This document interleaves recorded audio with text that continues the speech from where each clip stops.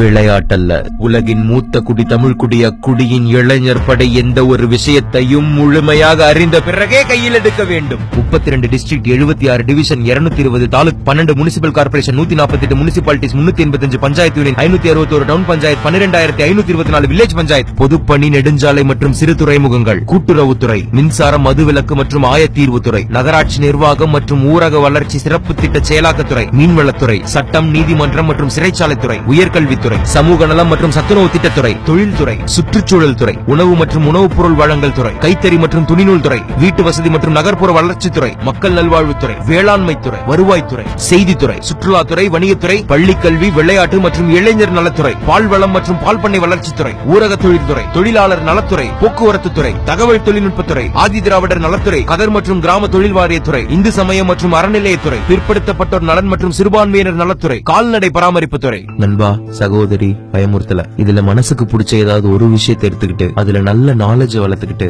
அதுக்கப்புறமா எல்லாம் பண்ணலாம். நாலேஜ் வர வர வர வரவே இன்னும் ரிஃபைண்டா சொசைட்டிக்கு நம்ம நல்லது பண்ண ஆரம்பிப்போம். டைம் இருக்கு.